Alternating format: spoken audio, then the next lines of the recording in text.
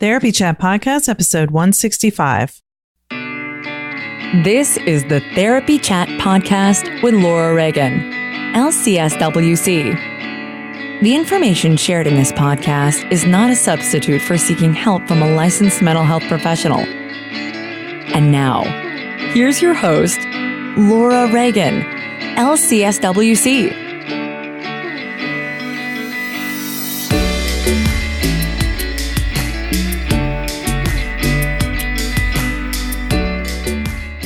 Today's episode is sponsored by Therapy Notes. When it comes to keeping your practice organized, you want software that's not only simple, but the best. I recommend Therapy Notes. Their platform lets you manage notes, claims, scheduling, and more. Plus, they offer amazing unlimited phone and email support, so when you have a question, they're there to help. To get 2 free months of Therapy Notes today, just use the promo code TherapyChat when you sign up for a free trial at www.therapynotes.com. Therapy Chat Podcast wouldn't exist without the support of its listeners. If you'd like to become a member, please go to patreon.com/therapychat. By making a $1 per month donation, you can help Therapy Chat keep going over the long haul.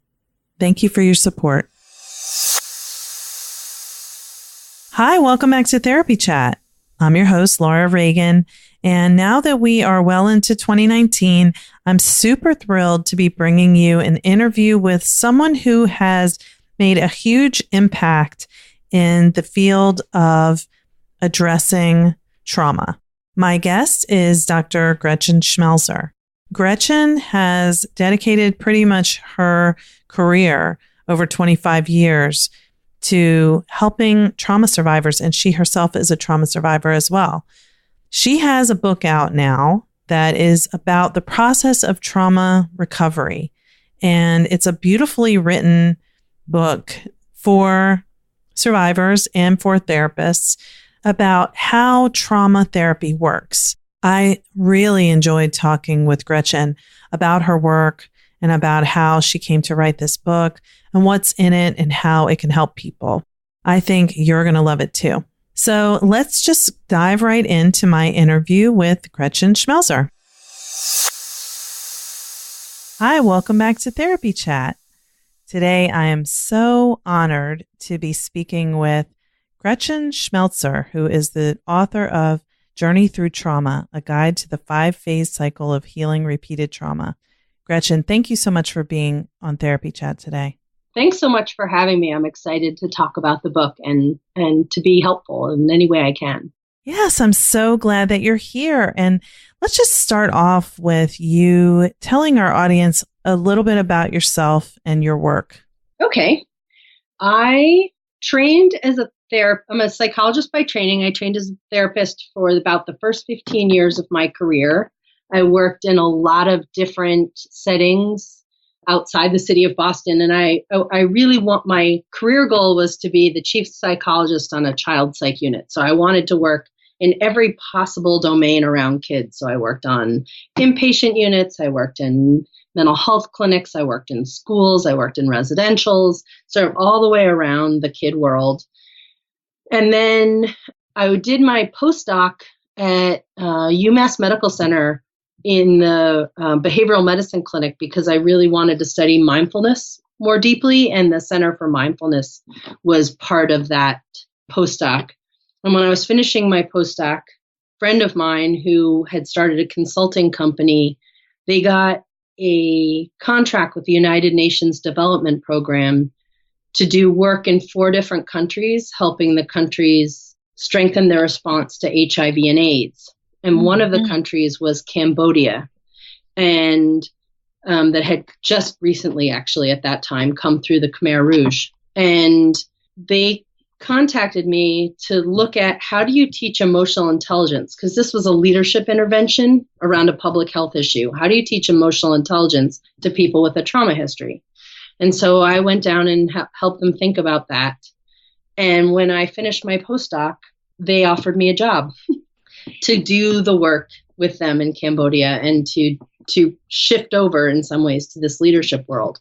So I spent 4 years and 11 trips working in Cambodia at the country level of helping them strengthen their response to AIDS, but also kind of trying to come closer to understanding the trauma and how that affected their ability to lead their organizations to be more effective. And as I was doing that work, I started to see the parallels between the kids and families that I had worked with who had come through trauma and now the country level working through trauma. And at the same time, I was working on my own trauma history. So these three things combined to start me thinking about what are the patterns I'm seeing that could help people understand where they were in the journey of healing. So that's really the sort of the arc of what took me to my book, and also the many different ways I use the learnings that I've gotten. Wow. Yeah. So that's really, I mean, just even hearing about that, that's so powerful. Thinking about trying to teach people emotional intelligence who've literally just like escaped this horrific extended period of trauma. The biggest thing is, I mean, I think it's true for all trauma that you don't go right at it. I think we're a very action-oriented culture, right? So if people want to lose weight, you just go on this diet, and we have this idea that you can just fix things with a protocol. And oh, I love you for saying that. Thank you for saying that. I love what you're saying. Keep going. Keep going. So, in Cambodia, I will say that it wasn't a trauma intervention. I mean, we were teaching emotional intelligence, but it was the latest, in some ways, the latest, loveliest form of helping people understand self-awareness, helping them understand the impact of stress, helping them understand how to think about how other people feel, right? Mm-hmm. Now, in a country that had just come through war, they were, and a specific kind of war in the sense that it was really the social fabric that got destroyed. I mean, people got very hurt and many died, but they were sort of taught to tell on each other, to mistrust each other. Trust each other, exactly. And so, we had them working in small groups, and just the act of having to practice some trust in each other and to work together on different tasks had them doing what they hadn't experienced in a long time, right? So that was very healing, even if we never said the word trauma out loud. There's a lot of healing that can happen without saying the word trauma out loud. And I think as we'll talk more about the book, that's why I have these different phases, because in the preparation phase, you can do a lot of work without having to go right at the hardest part or the most hurt part. Yeah. The reason I reacted so much to you saying that is because while it's exciting and it's very hopeful to see how much trauma has become a buzzword and how everyone wants to, well, not everyone, but many therapists are eager to learn more about working with trauma because it's the hot new thing. And I want everyone to learn about working with trauma because it affects so many people who seek mental health services and so many people who don't seek mental health services.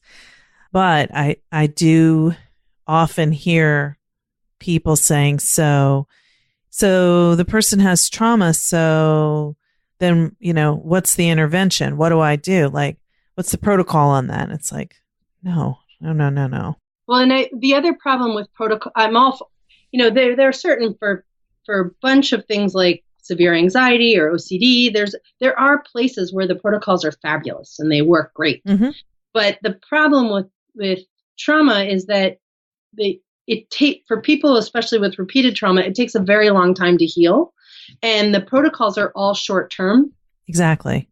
Primarily because they're studied in graduate school, and graduate is the root of graduate school. So people want to do their studies and get out, right? And they don't want to spend 7 years or 6 years or whatever studying it. So we don't really know or understand what it takes to heal over the long term in terms of research, because that's not what's studied typically. Right. And, what I've found in my experience is that the deepest work, the hardest work, the longest work in trauma therapy is building up enough of a trusting therapeutic relationship for the client to be able to really look inward at things that they haven't looked at before and feel safe enough in the therapeutic relationship to be able to explore that. Even not about telling what happened, but just what trust is and, right. things like that. What it means to be seen, or what it means to say something that's true, or any of those small acts of trust or vulnerability. Exactly. You said it perfectly. Yeah. So those aren't just, protocols. That has to build with time. And it's different for everyone how much time it takes. Exactly. So how did you get from working in Cambodia to where you are now? What happened in between? So in addition to the work I was doing in the consulting world, I was doing other kind of larger organizations. So I was seeing what it just took to help people change and grow, right? So just healthy growth. And then I actually took a break from the consulting world and had a private practice for about 3 or 4 years. So I brought some of those ideas back to a private practice and played with them and began writing the book. It took about 8 years of writing to map it all out and get it all in there. And then about 2 years to get it published, to find an agent and find an editor and that whole process. And part of that process, I started a blog because I was having a hard time finding an agent. And my friends were like, start a blog. And I thought, well, nobody reads them. But then I realized that was the safe part. Nobody reads it, so I could just write anything. And so I started in October, I think, of 2015 or 2014, and started writing this blog. And the following June, I wrote a blog piece called "The Letter Your Teenager Can't Write You" that went wildly viral. Like, I didn't even believe in viral, but it 2 million hits by now. Wow. Yeah, it just keeps circling the globe. And because of that blog post, an editor found it and forwarded it to an agent, and that's how I ended up getting my book published. That one piece. I mean, it was a year of writing, but that one piece did it. And I think the blog was a good place also to practice going back and forth with people. So, seeing the impact of pieces of writing and getting some feedback and seeing what was helpful. So the blog was about 2 years while I was doing the final edits of the book. And I found that really helpful. Oh yeah, no, that's exactly how I found you. I saw blog posts that people would share on social media, because most of the people I follow on social media are somehow related to either therapy or trauma or both. And when I read articles about trauma, I want to share them with my people who follow me on social media, but only if they kind of match up with my understanding of trauma and how I work. So everything I've read of yours was just that way, and more, obviously, where I'm saying, wow, like, she's really wise. I want to learn from her. And then somehow I saw that you had a book out. I probably follow your page, actually. That's probably how. And I was like, oh, I'm getting that. So, and then I said, oh, I'm going to ask her to be on Therapy Chat. Definitely. So let's talk about the book. I'm really curious about the 5-phase cycle of healing repeated trauma. Can you kind of go over what that is? Sure. A big motivation for writing this book was that when I was a therapist, what I found was that people would come to therapy with a trauma history and they wanted to feel better. And they would come initially and they would start to feel better. But once you started working on the trauma, you feel worse for a while. And it often felt like people would hit that place and quit.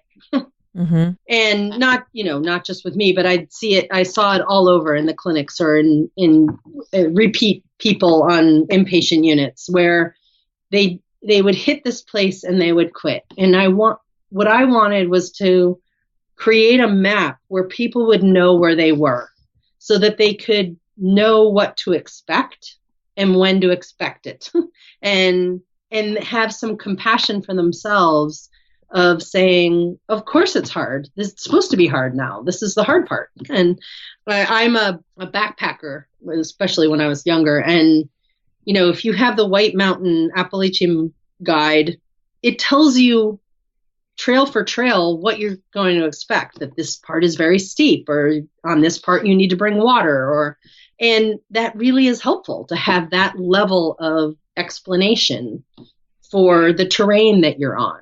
And I felt like, as somebody who studied psychology, I had lots of books that explained it to me as a therapist, but I didn't see that same level of explanation for clients, of knowing when it was supposed to get hard. And I thought they could use the information. It's a little like Penn and Teller. I don't think it's going to ruin the experience to know the trick. I think it just gives them information. Yeah, thanks for saying that too. And it's just making me think, what a no-brainer, because in terms of like, therapists don't necessarily tell clients what to expect or when it's getting hard. The therapist knows that it's supposed to get hard, but they may not necessarily convey to the client, it's okay. This means that we're doing the work. This isn't a sign that something's going wrong. This is actually a sign that things are going just how they should go. Right. Actually, when things are starting to come apart a little bit at a certain point, actually, it's a really great sign. Like, as you were saying earlier, it means I trust you, and you trust me, right? That you can let down your guard enough to start sharing that story, which might make you feel worse. So I think and I think some of I have some compassion for the therapist side, because the books that are written for therapists are written in such a way that they're not easily translatable right over to clients. Mm-hmm. I found, even in doing the writing of the book, that I would read the literature that was written for professionals, and I would write a first draft, and it would take almost 2 or 3 drafts to get it from the professional to language that really was very respectful, that I would tell my best friend or a sibling, right? Yeah. And so it's not an easy transfer of language. So I think we haven't made it easy for therapists either to help people understand. And part of the goal of my book is to create a common language between therapists and clients, so they can both use the same language or the same book to discuss where they are, and they don't have to translate. Yeah. And I'll just add, and I'm definitely going to give you time to talk about what the 5-phase cycle is, but I'll just add that when I try to explain to clients about, give psychoeducation and things like that, I understand it, and still it's hard to sometimes explain it. But when I explain it from more of a like bottom up way, where then it's harder to put it into words, because you're talking about something that is harder to verbalize. But when you're just using like the lingo that's super cognitive, it goes right over, it goes over my head. I can't remember it. I can't retain it. I can't recite it back. So I talk about it from what I know, like from years of working with people, but it's still hard to verbalize it. So I'm grateful that you've created this. So the 5 phases are, and I, credit where credit's due. So the 5 phases are built on the people who did work before me. So Judith Herman, who had 3 phases, and a number of other people. What I found with the 3 phases, so safety, mourning, remembrance and mourning, and reconnection, was that they didn't fit my experience as a client enough to explain it to other people. So the first phase of safety, which is, I think, an important goal for both client and therapist, the problem I found with that was that it didn't match. When people have a history of trauma, they often don't even know what the experience of safety feels like. Yes. So I felt like calling that first phase safety, people could work for years and still not feel it, right? And while I think that is still part of the goal of the beginning of therapy or treatment of trauma, I called the first phase preparation, because you don't have to have a specific feeling state. You can be preparing whether you're anxious or whether you're calm, or you can be doing the work in that phase. And I liken that to a Himalayan climb, that there are internal resources and external resources that have to be strengthened and bolstered before you can take on your history of trauma. And some of that is building the therapeutic relationship. Some of that is making sure that you're in a safe place, that you have a place to live and you have food and you have a way to maintain your life in some way. You should have some sort of meaningful activity, whether that's paid or unpaid, so that you feel connected to the present in a meaningful way. And that's your anchor rope, so that when you head into the past, you don't get sucked in only there. You don't see your life as only the hurt part. So the preparation phase sets you up and sets you up with a safe connection to a helper to head into the trauma. The second phase, so if once the first phase, preparation, goes along, once you feel safe enough, often the second phase, which is unintegration, starts. So it's a planful coming apart. It's not disintegration. It's not, you don't just fall apart, but you start taking apart some of the defenses or protections that you had up to survive your trauma, and your story starts coming out. Sometimes, but because of the way traumatic memory works, your story doesn't typically come out in a giant coherent narrative. It comes out in different fragments. You have images, you have emotions, you have experiences, you may have interactions in the present that remind you of the past. And as they start coming out, you can move to the third stage, which is identification. You start putting names and words to those experiences so that they start having more sentences around them. You can start to begin to create your story. And when all of the pieces come together in one place, that's the fourth stage, which is integration. And then, if you have an emotion of an experience and a story of an experience and an image of an experience and a lived experience of that experience, and they all come together, you then have a scenario that then can become the past. It's a coherent narrative, and in that moment, the past becomes the past. And in integration, there's really two pieces. One is mourning, which is that really happened to me. I can see the past for what it is. And the second part is a new beginning, where you start, because it's now in the past, there's this open space of possibility of what might be in the future. And the future becomes possible because you're not living in your trauma entirely. And the last phase is consolidation, where you get to settle with some of the new learning that you're doing, some of the experience of trying different things than you did that are different than the ones you used to survive. And it's my experience that both the preparation phase and the consolidation phase are sort of the ones left out of treatment. We want to rush, people want to and get to it, and they don't let the learning settle long enough. They want to move on to the next thing, or they want to be out of there. Those two phases, I think, in terms of being a therapist, are the ones that require our discipline the most, of saying, no, actually, we need to stay here, or let's have another conversation about what worked about what we just did, so we truly understand what supports we can build on and keep in place so that we can keep that healing going. Yeah, sometimes as therapists, we just are like performing with techniques week after week. Oh, this week, let's do this. And it's like, wait, where's the in between where, it just settles in and you explore that. Right. And obviously in the beginning, the preparation, do you conceptualize mindfulness as being a part of the healing process for trauma? Yes, I do.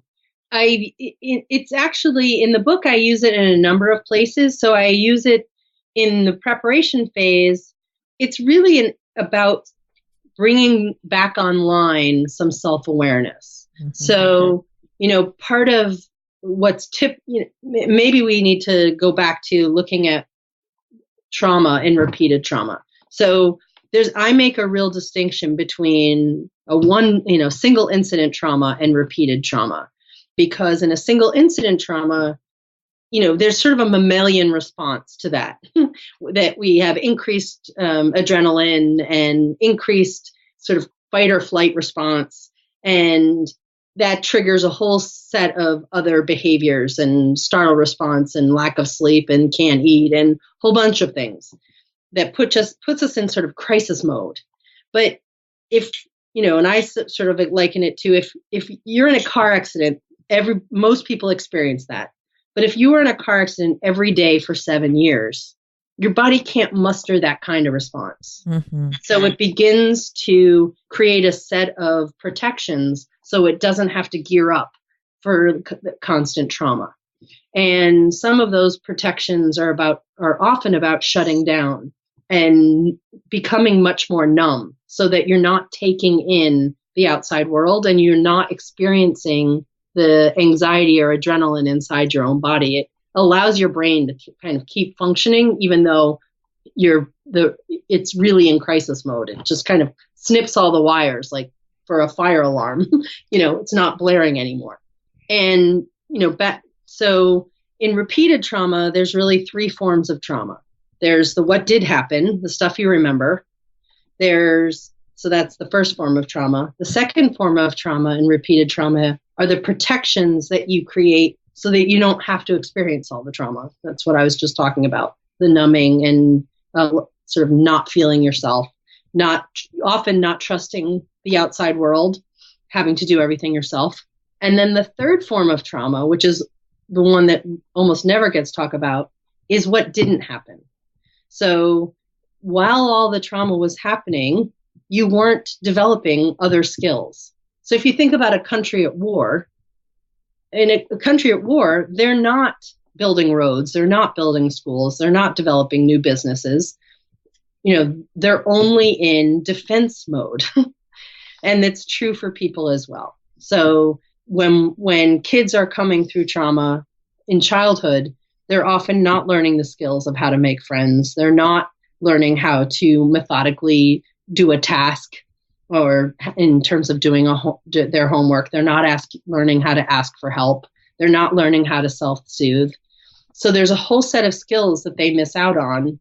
They learn how to survive well, but they don't learn how to thrive. They don't learn the skills that would help them in a healthier state. Yeah, and they miss opportunities to move through the developmental tasks of growth.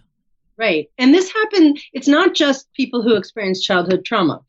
Men and women who go off to war at 18 or 20 and are there for 4 years don't get to do some of the tasks of young adulthood. Mm-hmm. So, and I've worked with physicians who, go through the medical training world, and that is a form of trauma in and of itself, where they get no sleep. They don't get to be outside their world. They're in front of people who are dying, and they don't get to do some of the tasks of young adulthood there either. And so there's this what didn't happen is the hopeful part of healing, where I think we get really stuck on the what did happen. And you can see it even in sort of the self-help world, where all the books are the stories about other people's trauma, right? And not about the stories about healing or how to heal from it. Yeah, very true. So it was what happened, and what didn't happen is the third one. And what's the second one? The protections you used. Yes. Put in place, sort of what aided survival, or the protections you used to survive the trauma. So if kind of hunkering down and never asking for help worked, then that's something I don't know how to do yet. And that's really common for trauma survivors, which makes therapy or any treatment hard, because, from the therapist side or the group therapist side, they're like, I'm this loving, wonderful person. Why don't you trust me? Mm-hmm. And from the client side, they're like, are you kidding me? Like, I don't trust anybody. Or why would I need help? Or I have no idea on God's green earth what help even feels like or means. Like, I don't even understand the concept. Yeah. And I think so often we don't realize how defended we are. So we go in and we're like, no, I trust you.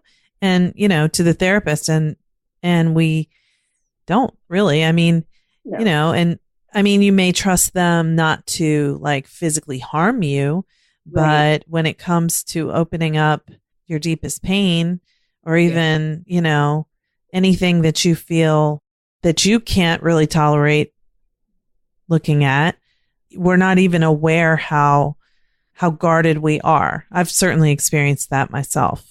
Yeah, I have too. And I think it's a really important point to remember that it's such small increments. Back to your question of the mindfulness piece. So, in the preparation phase, I actually even sometimes go a step before mindfulness. I used to call it just the quiet place, like helping people just sit quietly for 10 minutes, like sit there with a mug of tea and just be able to sit quietly. And then move from there to a more mindfulness place of, can you feel your feet? Can you feel your hands? Can you feel your breathing?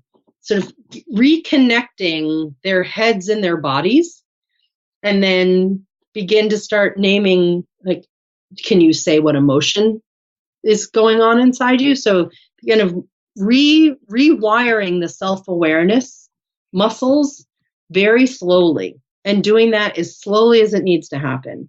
I think the piece about mindfulness is just that with trauma survivors, they need to go much more incrementally often than the kind of standard, throw on the Headspace app and go for it model of mindfulness. Yeah. And what we as therapists need to remember is that oftentimes our own discomfort with that stillness and our own discomfort with not doing something, or even with the person's pain that we're witnessing, can cause us to want to rush through.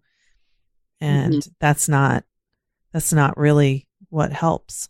No, I think, I feel like I've spent a lot of time as somebody who's done supervision, both of therapists and executive coaches, really trying to help people understand that these tiny increments are huge wins. Like, I wish that there was like a gallery of people who could do the wave or something. And a therapist is just able to sit there quietly and let somebody do the small act that they can do that day. Whether that's naming an emotion, whether that's sharing something small, whether that's sharing something they're proud of, and being able to see that is huge. And I think I actually think most therapists do, but the world, I want to say the world outside of us doesn't support it. And the behavioral plan worksheets don't, it's hard to make that sound like you did something, right? So I think there's a whole pressured world outside of therapists that don't hold them as they try to hold people who are really trying to learn something hard. Yes, I agree. It's partly the whole paradigm of the treatment model or the mental health system in the largest scale. Yeah, it tagged along with the medical world, right? Right. It, that had pros and cons, and one of the cons is I think it has it's hard to proceduralize some of the work we do, especially in healing trauma. So Gretchen, how do you see this book being able to help people who've experienced trauma? I have been getting some lovely emails and letters from people who are really saying it's helping them stay engaged in the work, that it's doing what I had hoped, which is it's helping people understand where they are to tolerate the difficult parts of it or the pain of it. And they're bringing it into their therapists, and they're being able to say, this is where I think I am. What do you think? So I think that's part of it. I've gotten letters from therapists who didn't have trauma histories and said, it's really helpful for me to understand what people have lived through and what they're going through with me. And so I think for therapists, the book's helpful in understanding the experience of a trauma survivor, if that's not your experience as a therapist, and it isn't for all therapists. True. And you and I were talking before we started recording about kind of the idea of a common language. Yeah. So I really feel like it's important to have some common language about what we're working in. So a client can say, I feel like I'm falling apart. Is this on integration? And the therapist can say, I don't know, maybe let's look at it. Right. But at least now we're looking at the same possibilities rather than trying to have to use the language of either pathology, right? I'm falling apart, or, I'm having a nervous breakdown, or the language of psychotherapy that might feel more foreign to the client. So I feel like the common language allows them to get at the more nuanced part of whatever that the client's experience is, but be on the same page. Yeah, that brings me to something that I see woven through your book. When they're using a common language, they're in relationship. That the client is not going through this alone. We're working together to figure this out. And one thing that you say in your book quite a bit is, well, it says right on the back, healing is possible. It requires courage and it cannot be done alone. So that is a caveat of my book, which, people can agree or disagree with, but I focus on repeated trauma, and most repeated traumas are relational traumas. Mm-hmm. They're perpetrated by people. And I believe that relational trauma has to be healed in relationship. I don't really have a dog in the fight about what kind of relationship entirely. I mean, I think I'm personally, biased. I like therapy. Mm-hmm. I think it works. I think in some ways people heal best in the configuration in which they were hurt. So I really got to see in Cambodia that the group level work really helped people who had been hurt at the group level. I think that it can happen. I know people who've had people who supported them within their communities of faith. I think there's a lot of different ways to find people who are helpers, but I don't think you can heal from repeated trauma without a relationship and a helping relationship. So I don't think it's up to your spouse or your kid to heal you either. I think those people can support you and they can help you believe in relationship, but I don't think that they can hold the work that is required for healing trauma. Yes. And I agree with you. It's the healing. And I've heard this before, basically that the trauma occurred within relationship. So the healing has to happen within relationship. It doesn't have to be with a therapist, but relationship is how the healing happens, because we are humans. We're meant to be in connection with one another. Right. I mean, we are designed to grow in relationship, right? Our attachment systems, our whole brain limbic system is designed to learn in relationship. And I actually also really believe that healing from trauma is really about reconnecting the growth and learning system. Mm. I think growth and development shuts down when trauma starts, and reigniting that, reconfiguring that is what healing is. So I think that the healing from trauma is very connected to how we learn and grow anyway. That makes sense to me too. So Gretchen, where can people find your work and your book in particular? My book's available online in most online stores and a lot of your bookstores. And there are many libraries. One of my best friend's sons was looking up all the libraries you can find it in and emailing me the numbers of books in each library. It was great. And I have a blog that is at www.gretchenschmelzer.com. And there are lots of articles, and it's free, and I don't have any advertising on there. I want people who want to heal to go to a place where they're not like clicking around all the time. So if you just go into the search bar and put trauma in, you can pull up a number of small articles there.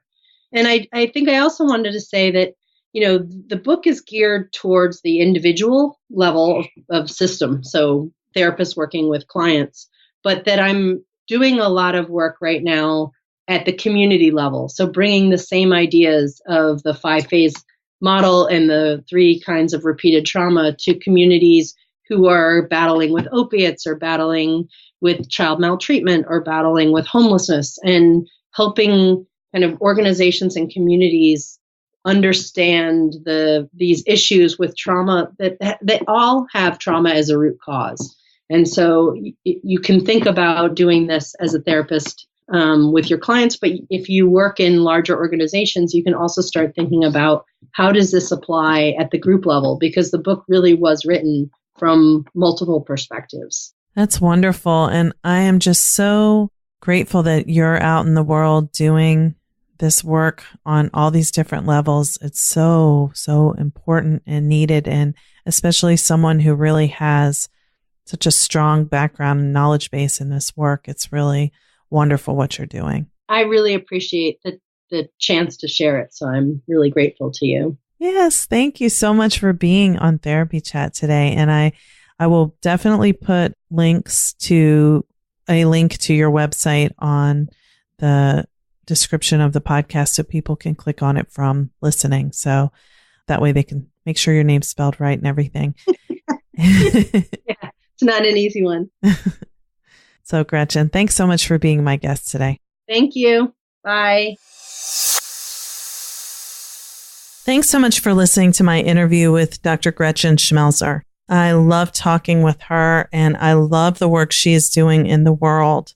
I have loaned her book to a clinician who I know who is experienced with trauma, but she said that when she read the book, she gained a lot more insight into how trauma healing really happens. And it gave her language to use in explaining to clients what the process of trauma therapy looks like as well. So I think it's a really valuable resource. I highly recommend it. I have several copies myself. As always, thanks for listening to Therapy Chat. I'm looking forward to bringing you more great content in the weeks and months to come. And as always, you can contact me by going on my website and clicking on the SpeakPipe link and leave me a message, or you can email me. Always love hearing from you. Until next time, thanks for listening. There are many ways to keep your practice organized, but Therapy Notes is the best. Their easy-to-use, secure platform lets you not only do your billing, scheduling, and progress notes, but also create a client portal to share documents and request signatures. Plus, they offer amazing unlimited phone support, so when you have a question, you can get help fast. To get started with the practice management software trusted by over 60,000 professionals, go to therapynotes.com and start a free trial today. If you enter promo code TherapyChat, they will give you 2 months to try it out for free. Just another reminder that if you'd like to become a member of Therapy Chat, supporting the podcast while receiving fun member perks and being able to communicate with me one-on-one, go to patreon.com/therapychat. If every subscriber donated just $1 per month, Therapy Chat would be able to keep going strong indefinitely. Thanks so much for your support. Thank you for listening to Therapy Chat with your host, Laura Reagan, LCSW-C. For more information, please visit therapychatpodcast.com.